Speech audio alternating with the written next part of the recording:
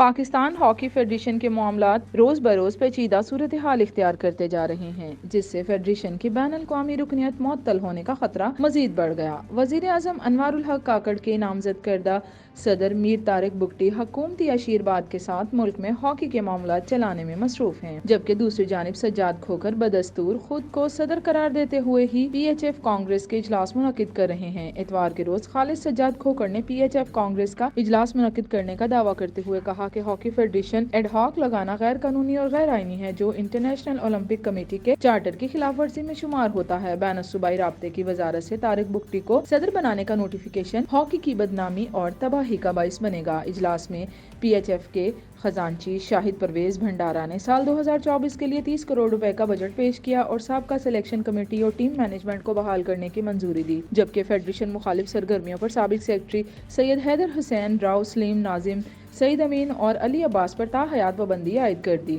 دوسری جانب حکومت کے نامزد کردہ صدر طارق بگٹی بھی پیچھے نہ رہے اور سابقہ مینجمنٹ کے تحت چلنے والے بینک اکاؤنٹ منجمد کر دیے۔ پاکستان ہاکی فیڈریشن کی جانب سے حبیب بینک کو جاری کیے گئے مراسلہ میں صدر P H F Mir Tariq Hussain Bugti نے P H F accounts operations کو منجمد کرنے کی ہدایت دیتے ہوئے کہا کہ تاحال اکاؤنٹس آپریشن کو منجمد کر دیا جائے تاوقت کہ صدر P H F Mir Tariq Hussain Bugti نے آفیشیل دستخط بینک کو نہ بھجوا دیں۔ حبیب بینک نے پاکستان ہاکی فیڈریشن کے صدر میر طارق حسین بگٹی کی ہدایات پر عمل کرتے ہوئے P H F accounts operation کو فوری طور پر منجمد کر دیا۔ فیڈریشن کی جانب سے جاری کردہ ایک اور مراسلہ میں اولمپئنز اور انٹرنیشنل کھلاڑیوں کی خدمات محکموں کو واپس کر دی گئیں۔ صدر P H F Mir Tariq Hussain Bugti کے مطابق محکمہ جات کو صرف درکار خدمات کے حامل پروفیشنل کھلاڑیوں کی درخواست کریں گے۔ پاکستان ہاکی فیڈریشن کی جانب سے اولمپئن شہباز سینئر، شفقت ملک، اولمپئن محمد عثمان شیخ، عرفان سینئر کی خدمات بھی پاکستان انٹرنیشنل ایئر لائن کو واپس کر دی گئیں۔ ان کے علاوہ عمران شاہ، ابو ذر امراؤ اور محمد خالد کی خدمات بھی محکموں کو واپس کرتے ہوئے انہیں فوری طور پر واپس ڈیوٹی پر بھیجنے کے مراسلے جاری کیے گئے۔ موجودہ قومی ہاکی تربیتی کیمپ میں مصروف اسٹاف